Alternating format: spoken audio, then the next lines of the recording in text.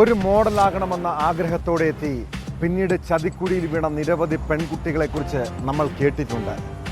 Modelling എന്ന മായിക ലോകം ലഹരിയുടെയും sex റാക്കറ്റിൻ്റെയും പിടിയിലാണോ? ആരാണ് കേരളത്തിലെ മോഡലിംഗ് രംഗത്തെ തകർത്തത്?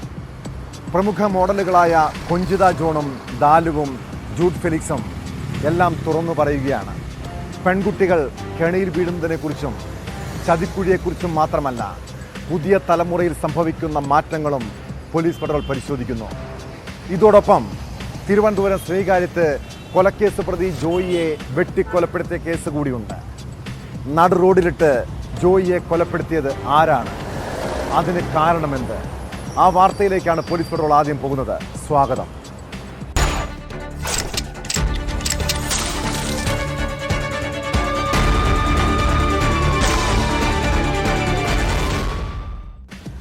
ഗുണ്ടാ കുടിപ്പക പതിവായി അരങ്ങേറുന്ന സ്ഥലമാണ് തിരുവനന്തപുരത്തെ ശ്രീകാര്യം. ക്രിമിനൽ സംഘങ്ങളടക്കം നിരവധി പേരുടെ ചോര വീണ മണ്ണ്. കഴിഞ്ഞ രാത്രിയിലും അവിടെ ഒരു ഗുണ്ടാ കുടിപ്പകയുണ്ടായി. ശ്രീകാര്യത്തിന് സമീപം പൗടിക്കോണത്താണ് കൊലക്കേസ് പ്രതി ജോയിയെ 3 അംഗ സംഘം വെട്ടിക്കൊലപ്പെടുത്തിയത്. ജോയിയുടെ സുഹൃത്തുക്കളായ 3 അംഗ സംഘത്തെ കേന്ദ്രീകരിച്ചാണ് പോലീസിന്റെ അന്വേഷണം. കൊലപാതകത്തിന് പിന്നിൽ വ്യക്തിവൈരാഗ്യമെന്നും പ്രതികളെക്കുറിച്ച് സൂചന ലഭിച്ചതായും പോലീസ് വ്യക്തമാക്കുന്നു. വെള്ളിയാഴ്ച രാത്രിയാണ് ഇരുകാലുകളും വെട്ടേറ്റ് തൂങ്ങിയ നിലയിൽ ജോയിയെ മെഡിക്കൽ കോളേജിൽ പ്രവേശിപ്പിച്ചത്. പുലർച്ചെ മരണം സംഭവിച്ചു.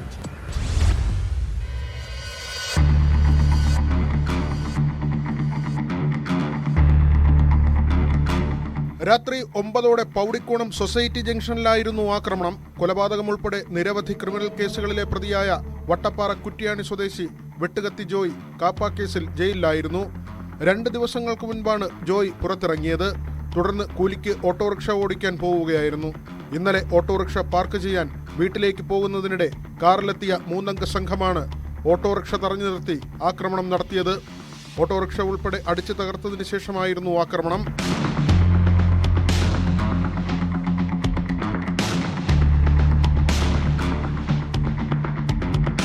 നട റോഡിലിട്ടായിരുന്നു ആയുധങ്ങൾ ഉപയോഗിച്ച് ജോയിയെ വെട്ടിപ്പരിക്കേൽപ്പിച്ചത്. ഇരു കാലുകളും വെട്ടേറ്റ് തൂങ്ങിയ നിലയിൽ ജോയിയെ ശ്രീകാര്യം പോലീസാണ് മെഡിക്കൽ കോളേജ് ആശുപത്രിയിൽ എത്തിച്ചത്. എന്നാൽ പുലർച്ചെയോടെ മരണം സംഭവിച്ചു. പ്രതികളെ തിരിച്ചറിഞ്ഞെന്നും കൊലപാതകത്തിന് പിന്നിൽ വ്യക്തിവൈരാഗ്യമാണെന്നും Thiruvananthapuram city police commissioner Spurjan Kumar പറഞ്ഞു.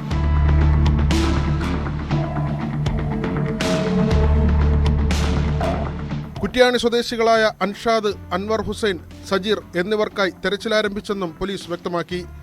ഇവർ സഞ്ചരിച്ച കാറിന്റെ ദൃശ്യങ്ങൾ CCTVയിൽ നിന്ന് പോലീസ് ശേഖരിച്ചു. തനിക്ക് ഭീഷണിയുണ്ടെന്ന് വട്ടപ്പാറ സ്റ്റേഷനിൽ ജോയ് പരാതിപ്പെട്ടിരുന്നതായും പോലീസ് പറഞ്ഞു. ആക്രമണം നടത്തിയത് ജോയിയുടെ സുഹൃത്തുക്കളാണെന്നും അന്വേഷണ സംഘം വ്യക്തമാക്കി.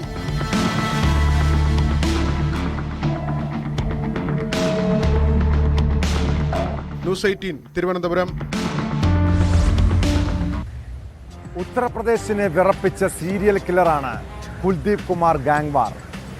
ബറേലിയിൽ 13 മാസത്തിനിടെ 9 സ്ത്രീകളെ കൊലപ്പെടുത്തിയ കേസിലെ പ്രതി. രണ്ടാനമ്മയോടുള്ള പക കാരണമാണ് ഇയാൾ മധ്യവയസ്കരായ സ്ത്രീകളെ ലക്ഷ്യമിട്ട് കൊലക്കത്തിക്ക് ഇരയാക്കിയിരുന്നത്. ഇതോടെ ബറേലിയിലെ സ്ത്രീകൾ തനിച്ച് പുറത്തിറങ്ങാൻ പോലും ഭയപ്പെട്ട നാളുകൾ. ഒടുവിൽ പോലീസ് 22 സംഘങ്ങളായി തിരിഞ്ഞ് പ്രതിക്കു വേണ്ടി തിരച്ചിൽ നടത്തി. അതിനായി 600-ലധികം ക്യാമറകൾ സ്ഥാപിച്ചു. 1500-ഓളം CCTVകൾ പരിശോധിച്ചു.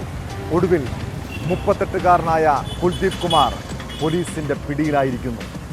9 കൊലപാതകങ്ങളിൽ 3 എണ്ണത്തിൽ ഇയാളുടെ പങ്കിന് വ്യക്തമായ തെളിവുകൾ ലഭിച്ചിട്ടുണ്ട്.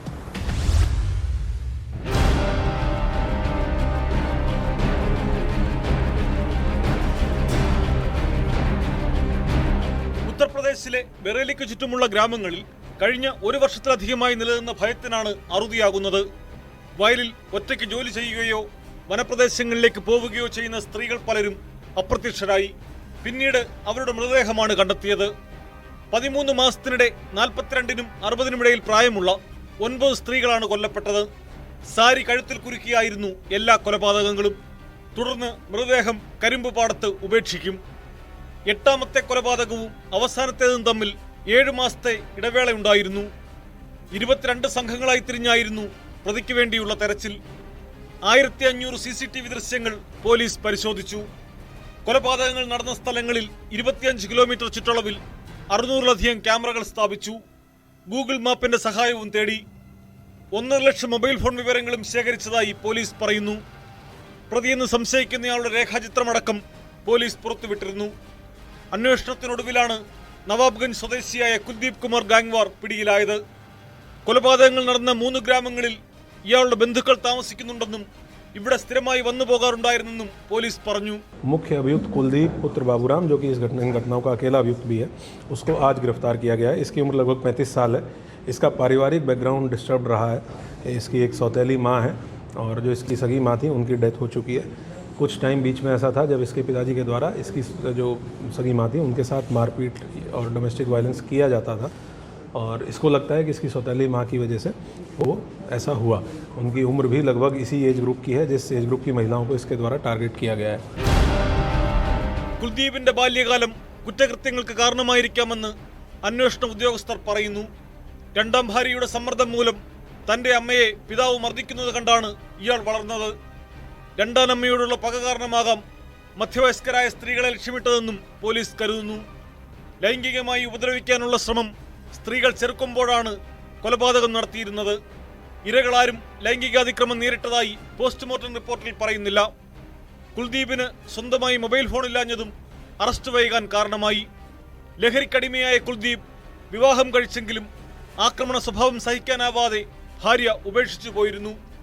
പ്രതിയെ മാനസികാരോഗ്യ പരിശോധനയ്ക്ക് വിധേയനാക്കാനാണ് പോലീസിന്റെ തീരുമാനം. News desk, news 18.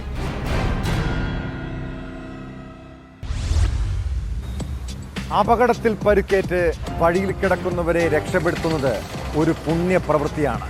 എന്നാൽ ഇക്കാലത്ത് സഹായിക്കാനെത്തുന്നവരെ പോലും ആക്രമിക്കുന്ന ചില മനുഷ്യരുണ്ട്. തൃശൂർ ആമ്പല്ലൂരിൽ അപകടത്തിൽ പരിക്കേറ്റ ക്രിമിനൽ കേസ് പ്രതിയെ രക്ഷിക്കാനെത്തിയ നഴ്സിന് നേരിട്ടത് ഭയപ്പെടുത്തുന്ന അനുഭവമാണ്. അപകട സ്ഥലത്ത് നിന്ന് ആംബുലൻസിൽ ആശുപത്രിയിൽ എത്തിച്ച നഴ്സിനെ പരിക്കേറ്റയാൾ കത്തിമുനയിൽ നിർത്തി ഭീകരാന്തരീക്ഷം സൃഷ്ടിച്ചു. പിന്നീട് നാട്ടുകാർക്ക് നേരെയും കൊലവിളി.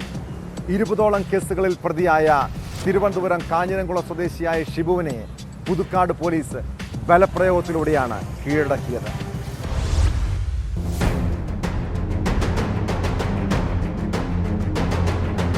കഴിഞ്ഞ ദിവസം പുലർച്ചെ 1:30-യോടെ ദേശീയപാതയിൽ ആമ്പല്ലൂർ സിഗ്നൽ ജംഗ്ഷനിലായിരുന്നു സംഭവം.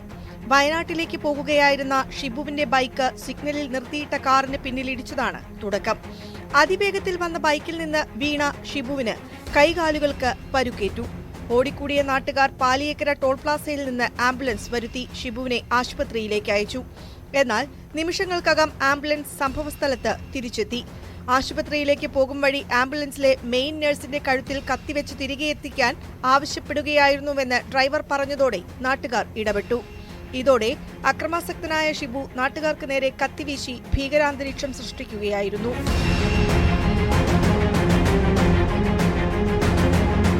ഇതിനിടെ സഞ്ചരിച്ച ബൈക്കിന്റെ താക്കോലും പ്രതി കൈക്കലാക്കി.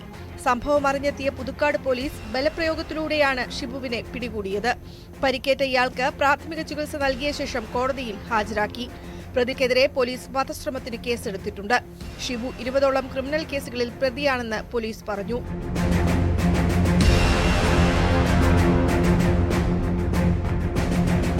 ന്യൂസ് 18 തൃശൂർ.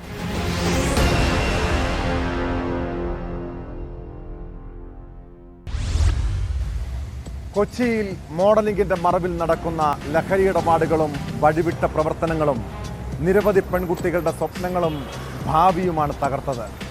ലഹരിയുടെയും ലൈംഗികാതിക്രമത്തിന്റെയും ഇരകളായവരെക്കുറിച്ച് ന്യൂസ് 18 വിവരങ്ങൾ പുറത്തുവിട്ടിരുന്നു.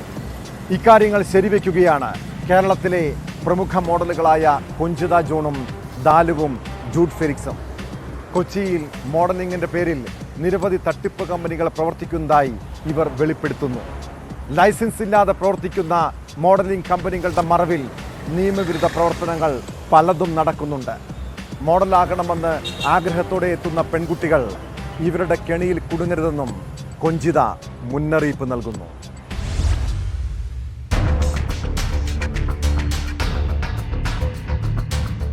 സമീപകാലത്ത് കൊച്ചിയിലെ മോഡലിംഗ് രംഗങ്ങൾക്കെതിരെ നിരവധി നെഗറ്റീവ് വാർത്തകളാണ് പുറത്തു വന്നത്. മോഡലിംഗിൻ്റെ മറവിലുള്ള ലഹരിക്കടത്ത്, മറ്റ് അനാശാസ്യ പ്രവർത്തനങ്ങൾ. അങ്ങനെ ഇതുമായി ബന്ധപ്പെട്ട ന്യൂസ് 18 നിരവധി ഞെട്ടിപ്പിക്കുന്ന വെളിപ്പെടുത്തലുകൾ പുറത്തുവിട്ടിരുന്നു. അത്രയ്ക്കും മോശമാണോ ഈ മോഡലിംഗ് രംഗം? പൊതുവെ കേരളത്തിലെ ജനങ്ങൾക്ക് ഇത്തരമൊരു തെറ്റായ ധാരണ കാണും. എന്നാൽ എന്താണ് കേരളത്തിലെ മോഡലിംഗ് രംഗത്ത് നടക്കുന്നത്? എന്താണ് ഈ മോഡലിംഗ് മേഖലയുടെ, മോഡലിംഗ് കമ്പനികളുടെ പ്രവർത്തനങ്ങൾ?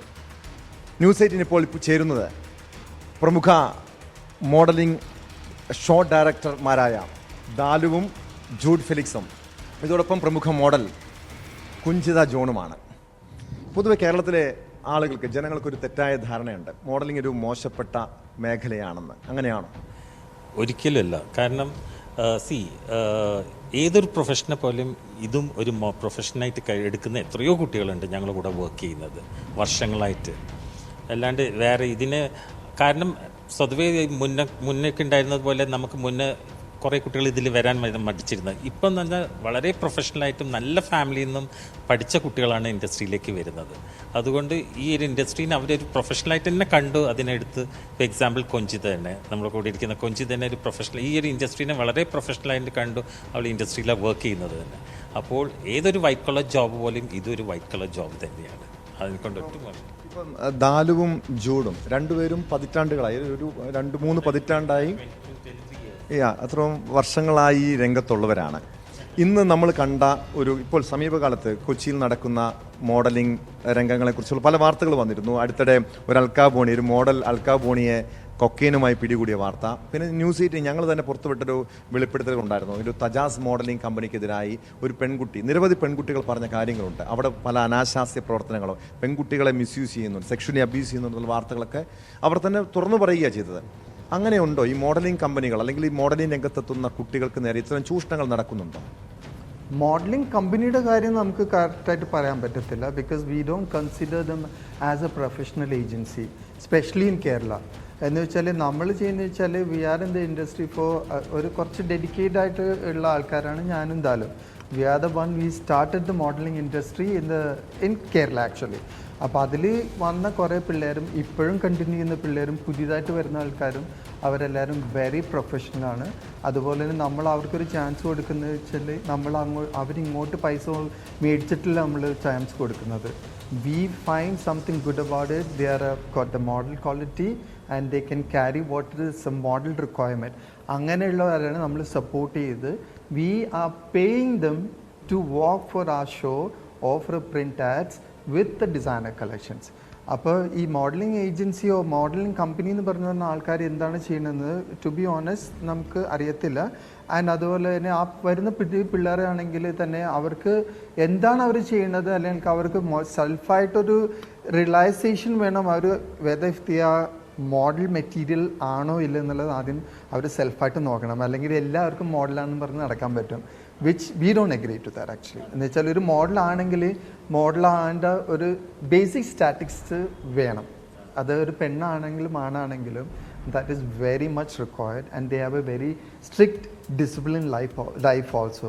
അപ്പോൾ ആ ഒരു പേര് പറഞ്ഞിട്ട് ഈ വരുന്ന പിള്ളേർ ഡ്രഗ് അബ്യൂസ്ഡ് ആണോ അല്ലെങ്കിൽ ആൽക്കഹോൾ അടിക്കുന്ന ആൾക്കാരാണോ പറയുന്നത്. പ്രൊഫഷണൽ ആയിട്ടുള്ള ആൾക്കാരും ഐ ഡോണ്ട് തിങ്ക് അങ്ങനെ ഈ മോഡലിംഗ് രംഗത്തേക്ക് വരുന്ന കുട്ടികൾ ലഹരി ഉപയോഗിക്കുന്നുണ്ട് എന്ന് പലരും പറയാറുണ്ട്. അങ്ങനെയുണ്ടോ?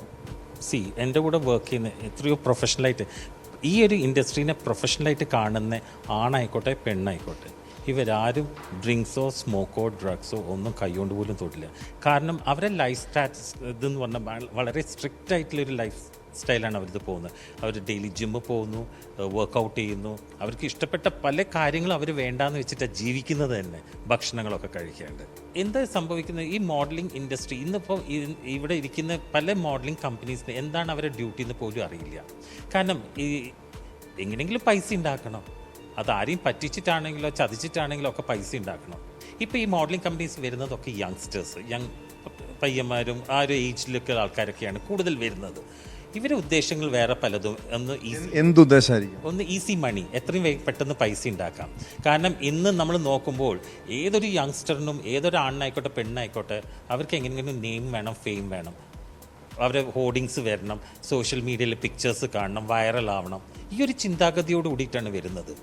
മിക്കെന്ന് പറഞ്ഞാൽ 100 എണ്ണത്തിൽ 98 ആൾക്കാർ. ഓക്കെ, അത് ഈ പ്രൊഫഷനെ സ്നേഹിച്ച് വരുന്നവരല്ല, അവർക്ക് എങ്ങനെയെങ്കിലും ഒന്ന് ഇതാവാൻ വേണ്ടി. അപ്പോൾ ഈ ആൾക്കാരെന്താക്കും, അങ്ങനത്തെ ആൾക്കാരെ വലവച്ച് പിടിക്കും, എന്നിട്ട് അങ്ങോട്ട് പൈസ കൊടുക്കുന്നു, ഷോന് ഇറങ്ങുന്നു. ഞാൻ ആദ്യമായിട്ടാണ് കേൾക്കുന്നത് അങ്ങോട്ട് പൈസ ഒരു മോഡലിംഗ് ഏജൻസിക്ക് പൈസ കൊടുത്തിട്ട് റാമ്പിൽ നടക്കുന്നു, മേക്കപ്പിന് പൈസ, കോസ്റ്റ്യൂം വേണമെങ്കിൽ പൈസ, അല്ലെങ്കിൽ വീട്ടിൽ നിന്ന് സ്വന്തം കോസ്റ്റ്യൂം കൊണ്ടുവരിക. ഇതാണോ ഫാഷൻ ഷോ? ഒരിക്കലല്ല. ഈ മോഡലിംഗ് കമ്പനീസ് എന്ന് പറഞ്ഞിട്ട് അങ്ങനത്തെ ഒരു ടാഗ് ലൈൻ ഇല്ല. Actually it is modelling agencies ആണ്. അങ്ങനത്തെ ഏജൻസീസ് ആയിട്ട് വർക്ക് ചെയ്യുന്ന എത്രയോ നല്ല നല്ല തട്ടിപ്പ് കമ്പനികളായിരിക്കും. അതാ ഞാൻ പറഞ്ഞത്, അവർക്ക് പല ഉദ്ദേശങ്ങളായിരിക്കും. അവർക്ക് പൈസ ഉണ്ടാക്കാൻ, ഹാർഡ് വർക്ക് ചെയ്യാണ്ട് വെറുതെ ഒരു പേര് ഇട്ടിട്ട്. പരാതികൾ നിങ്ങളുടെ മുന്നിൽ എത്തിയിട്ടുണ്ടോ? മോഡൽസ് ആരെങ്കിലും, ചെറുപ്പക്കാരായിട്ടുള്ള മോഡൽസ് ആരെങ്കിലും പറഞ്ഞിട്ടുണ്ടോ? കുറെ ഏജൻസ് ഇതുപോലെ കമ്പനി വർക്ക് ചെയ്ത കുറച്ച് പിള്ളേർ നമ്മളിവിടെ ജോയിൻ ചെയ്തിട്ടുണ്ട്. ഇപ്പോൾ as a professional model they have become, because അത് അവർക്ക് തോന്നി ഇത് നല്ലതല്ല എന്ന് വെച്ചാൽ ഒരു 1-2 ഷോ ചെയ്ത് കഴിഞ്ഞപ്പോഴേക്കും അവർക്ക് മനസ്സിലായി it's not worth spending money for them to the agency, I mean the companies. And അവർ അപ്രോച്ച് ചെയ്തപ്പോഴേക്കും നമ്മൾ പറഞ്ഞ് okay they got the model quality ഉള്ളതാണ്. ഞാൻ പറഞ്ഞ് നമുക്ക് എടുക്കാം, പക്ഷേ this is what our rules and regulation. You have to be very strict, you have to maintain, this is what it is. And they have become in different level, they have become a very professional models. So self realise ചെയ്ത് കുറേ ആൾക്കാർ അങ്ങനെ വന്നവർ നമ്മൾ കൂടെ work ചെയ്യുന്നുണ്ട്. ഇതൊന്നും അറിയാണ്ട് ഇപ്പോഴും ഒന്നും അറിയാൻ പറഞ്ഞ് നടക്കുന്ന ആൾക്കാരാണെങ്കിൽ I feel they are fools, because എല്ലാം ഇപ്പോൾ at the finger tips it's available. ആരാണ് എന്താണെന്നുള്ളത് ഒരു കൈവിരലിൽ കുത്തിക്കഴിഞ്ഞാൽ കിട്ടുന്ന സംഭവമാണ് ഇപ്പോൾ, അല്ലേ? ഇപ്പം കുഞ്ചിതയുടെ പരിചയത്തിൽ അല്ലെങ്കിൽ ഫ്രണ്ട്സ് ആരെങ്കിലും ഇങ്ങനെ ഇതുപോലെ കെണികളിൽ പെട്ടിട്ടുണ്ടോ? ഈ മോഡൽ ആകണമെന്ന് ആഗ്രഹത്തോടെ വന്ന് ഒരു തെറ്റായ രീതിയിലോട്ട് പോയിട്ടുണ്ടോ? നോർമലി എനിക്ക് തോന്നുന്ന അവയർനെസ് ഇല്ലാത്ത, ഇപ്പോൾ യങ് ഏജിൽ ഞാൻ തുടങ്ങിയ സമയത്തൊക്കെ നമ്മളിങ്ങനെ സ്റ്റാർട്ടിങ് മോഡലിംഗ് തുടങ്ങിയ സമയത്ത് നമ്മൾ കുറേ പേരെ ഇങ്ങനെ കാണുന്നുണ്ട്. അവർ ചിലപ്പോൾ അവരുടെ പേഴ്സണൽ ഡിസിഷൻസ് ആയിരിക്കും. ഇപ്പോൾ ഒരാൾ തെറ്റായിട്ടുള്ളൊരു റൂട്ട് എടുക്കുന്നുണ്ടെങ്കിൽ ഒന്നല്ലെങ്കിൽ അവരുടെ അവയർനെസ് ഇല്ല. രണ്ടാമത്തെ കാര്യം എന്ന് പറഞ്ഞാൽ ആ ഒരു റൂട്ട് എടുത്തു, ഇനി അതിന് പുറത്ത് എങ്ങനെ വരണം എന്ന് അവർക്ക് അറിഞ്ഞുകൂടാ. ബട്ട് ഈ പറഞ്ഞ പോലെ ഇപ്പോൾ സോഷ്യൽ മീഡിയ എല്ലാ കാരണം ഈ ജനറേഷനിലുള്ള പിള്ളേർക്ക് അതൊരു ബുദ്ധിമുട്ടല്ല. കാരണം സോഷ്യൽ മീഡിയയുടെ ഒരു നെഗറ്റീവ് സൈഡ് ഉണ്ടെങ്കിൽ അതിൻ്റെ ഒരു പോസിറ്റീവ് സൈഡും ഉണ്ട്. പെട്ടെന്ന് ഫേമസ് ആവണം, പെട്ടെന്ന് പാരൻസിൻ്റെ സപ്പോർട്ട് ഇല്ല, ഗൈഡൻസ് ഇല്ല. അപ്പോൾ നമ്മൾ ഈ പറയുമ്പോൾ ഇത്ര ഓപ്പൺ ആയിട്ടുള്ള ഒരു ഇൻഡസ്ട്രിയിൽ വരുമ്പോൾ ആർക്കും വേണമെങ്കിൽ മാനിപ്പുലേറ്റ് ചെയ്യാം. ഈ പേരൻസിന്റെ സപ്പോർട്ടോട് കൂടി മാത്രമേ ഇതിലോട്ട് ഇറങ്ങാവുള്ളൂ, അങ്ങനെയാണോ? ഞാൻ ഇപ്പം ഞാൻ ഗ്രൂമിങ് ഇപ്പോൾ ഒരു 5 വർഷമായിട്ട് തുടങ്ങിയിട്ടുണ്ട്. Obviously with the guidance of Jude Felix and Dalu. കാരണം ഇവർ എന്നെ ട്രെയിൻ ചെയ്തിട്ടുണ്ട്, ഇവരുടെ കൂടെ ഞാൻ വർക്ക് ചെയ്തിട്ടുണ്ട്. അപ്പോൾ ആ ഒരു എക്സ്പീരിയൻസ് വെച്ചിട്ട് ഞാനിപ്പോൾ പേജൻറ്റ് കോച്ചാണ് ചെയ്യുന്നുണ്ട്.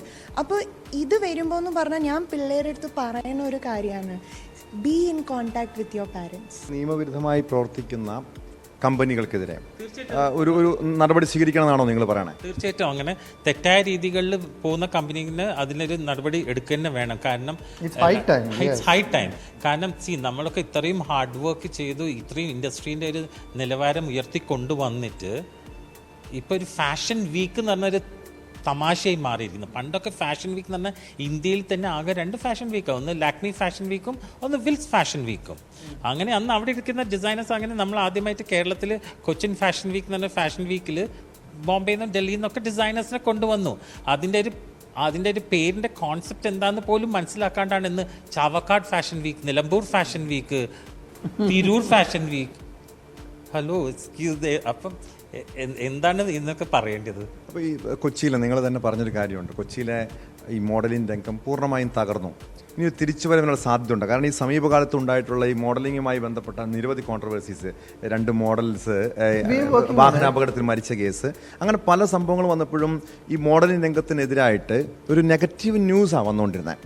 ഇതിന് തിരിച്ചു വരാൻ അല്ലെങ്കിൽ ഇന്ത്യയിൽ തന്നെ ഒരു ടോപ്പ് ലെവലിലേക്ക് വരാൻ, കൊച്ചിയിലെ മോഡലിംഗ് രംഗം വരാനുള്ള ഒരു സാധ്യത ഇനിയുണ്ടോ? അതിനുള്ളൊരു വർക്ക് ഞങ്ങൾ ചെയ്തുകൊണ്ടിരിക്കുന്നത്, വർക്കിംഗ് ഓൺ ദാറ്റ്. കാരണം നമ്മൾ ഇതിനൊരു ജീവൻ കൊടുത്തു, ഇനി അത് എന്തായാലും കൊല്ലാൻ ഞങ്ങൾ സമ്മതിക്കില്ല. അത് ഞങ്ങൾ തീരുമാനിച്ചൊരു കാര്യമാണ്.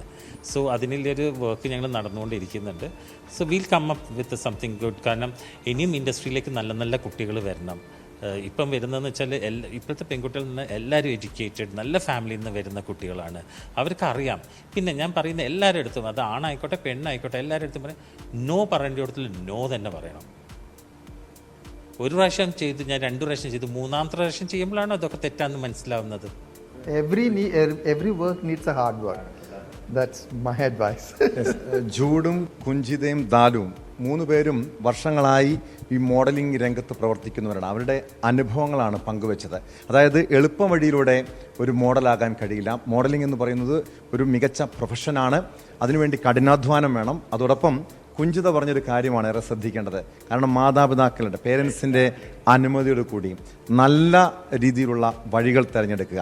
അതായത് ഈ തെറ്റായിട്ടുള്ള പല മോഡലിംഗ് കമ്പനികളുമുണ്ട്, മോശപ്പെട്ട നിയമപരമല്ലാതെ പ്രവർത്തിക്കുന്ന പല മോഡലിംഗ് കമ്പനികളുമുണ്ട്. അതുപോലുള്ള മോഡലിംഗ് കമ്പനികളുടെ കെണിയിൽപ്പെടാതിരിക്കുക. അതുകൊണ്ട് തന്നെ ഏതാണ് തെറ്റ് ഏതാണ് ശരിയെന്ന് മനസ്സിലാക്കി മാത്രം മുന്നോട്ട് പോകുക. ഇതോടൊപ്പം ദാലുവും ജൂഡും പറഞ്ഞതുപോലെ ഇതുപോലെ തെറ്റായ രീതിയിൽ പ്രവർത്തിക്കുന്ന കൊച്ചുകുട്ടികളടക്കം ചൂഷണം ചെയ്യുന്ന നിയമവിരുദ്ധമായ രീതിയിൽ ഈ ലഹരി കടത്തും സ്വർണ്ണക്കടത്തും ഒക്കെ നടത്തുന്ന മോഡലിംഗ് കമ്പനികൾക്കെതിരെ ശക്തമായ നടപടിയും സ്വീകരിക്കേണ്ടതാണ്.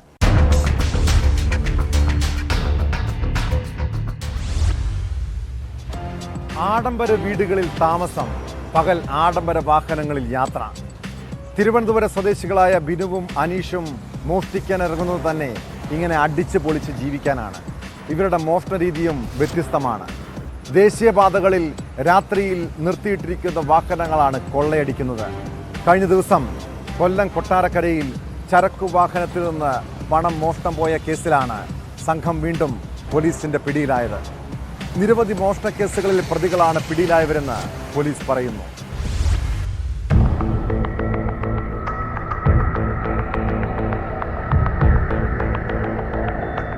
മത്സ്യവ്യാപാരികളെന്ന് തോന്നിപ്പിക്കുന്ന തരത്തിൽ മിനി ലോറിയിൽ സഞ്ചരിച്ചായിരുന്നു ബിനുവും അനീഷും മോഷണം നടത്തിയിരുന്നത്. ചരക്കുകളുമായി എത്തുന്ന ദീർഘദൂര വാഹനങ്ങൾ രാത്രിയിൽ നിർത്തിയിടുന്ന സമയം പണം മോഷണം പോകുന്നതായി പോലീസിന് പരാതി ലഭിച്ചിരുന്നു.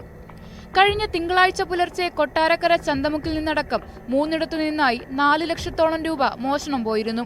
ഇതിന്റെ അടിസ്ഥാനത്തിൽ ജില്ലയിലെയും അയൽ ജില്ലകളിലെയും 500ഓളം CCTV ക്യാമറകൾ പരിശോധിച്ചു.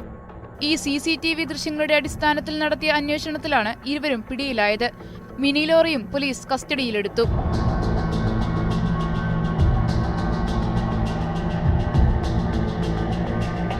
ഇതിൽ പിടിയിലായ ബിനു സമാനമായ രീതിയിൽ വാഹനങ്ങളിൽ നിന്നും പണം മോഷ്ടിച്ചതിന് നേരത്തെയും പിടിയിലായിട്ടുണ്ട്. ഇയാൾക്കെതിരെ ജില്ലയ്ക്ക് അകത്തും പുറത്തുമായി 4 കേസുകളുള്ളതായും പോലീസ് പറഞ്ഞു.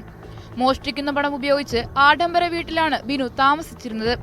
പകൽ ആഡംബര വാഹനങ്ങളിലാണ് യാത്ര ചെയ്തിരുന്നത്. ചാലക്കുടിയിലും തിരുവനന്തപുരത്തും സമാന രീതിയിൽ പണം കവർന്നിട്ടുണ്ട്. ഇരുവർക്കും കൂടുതൽ മോഷണങ്ങളിൽ പങ്കുണ്ടോയെന്ന് പോലീസ് അന്വേഷിച്ചു വരുന്നു. കോടതിയിൽ ഹാജരാക്കിയ പ്രതികളെ റിമാൻഡ് ചെയ്തു.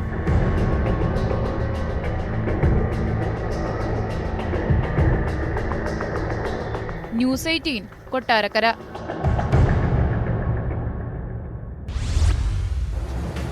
രാത്രി സമയങ്ങളിൽ ലഹരി മാഫിയ നമ്മുടെ നാട്ടിലെ പലയിടത്തും കറങ്ങി നടക്കുന്നുണ്ട്. ഇരുട്ടിന്റെ മറവിലാണ് വിൽപ്പന. ഇവരെ പിടികൂടാൻ പെരിന്തൽമണ്ണ പോലീസ് രാത്രി സമയങ്ങളിൽ വാഹന പരിശോധന കർശനമാക്കിയിരിക്കുന്നു. കഴിഞ്ഞ രാത്രി 2 കേസുകളിലായി 4 പേരാണ് ലഹരി മരുന്നുമായി മലപ്പുറത്ത് പിടിയിലായത്. ലഹരി സംഘത്തെ 3 പേരെ MDMAയുമായി കൊളത്തൂർ പോലീസും അറസ്റ്റ് ചെയ്തു. മലപ്പുറം വളാഞ്ചേരിയിലും ലഹരി വേട്ട നടന്നു.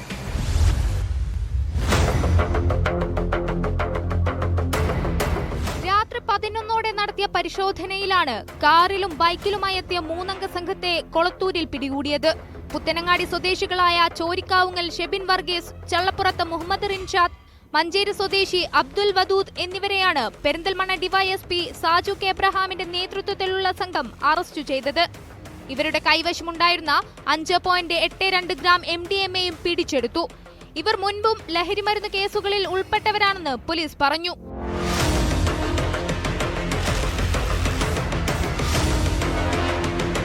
വിൽപ്പനയ്ക്കായി കൊണ്ടുവന്ന 4 ഗ്രാമോളം MDMAയുമായാണ് ഇരുമ്പിളിയം മങ്കേരി കോന്തൻ പള്ളിയാലിൽ ഉബൈദിനെ വളാഞ്ചേരി പോലീസ് പിടികൂടിയത്. പോലീസിന് കിട്ടിയ രഹസ്യ വിവരത്തിന്റെ അടിസ്ഥാനത്തിൽ വളാഞ്ചേരി വൈക്കത്തൂർ പെട്രോൾ പമ്പിന് സമീപത്ത് വെച്ചാണ് പ്രതിയെ പിടികൂടിയത്.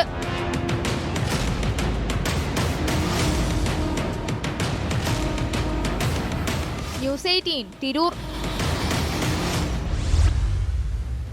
ഇടുക്കി വണ്ടിപ്പെരിയാറിൽ മദ്യപ സംഘം സാധാരണക്കാരായ ജനങ്ങളുടെ സ്വൈര്യജീവിതം തകർക്കുകയാണ്. വൈകുന്നേരങ്ങളിൽ മദ്യക്കുപ്പികൾ പൊട്ടിച്ച് വിതറുന്നതുൾപ്പെടെ നാട്ടുകാർക്ക് വലിയ ശല്യമുണ്ടാക്കുന്നതായി പരാതി. ഇതുവഴി നടന്നു പോകുന്നവരിൽ പലർക്കും കുപ്പിച്ചില്ലുകൊണ്ട് കാലിന് പരിക്കേൽക്കുന്നുണ്ട്. അതിക്രമങ്ങൾ വർദ്ധിച്ചതോടെ മദ്യപ സംഘത്തിനെതിരെ നടപടി വേണമെന്നാണ് നാട്ടുകാരുടെ ആവശ്യം.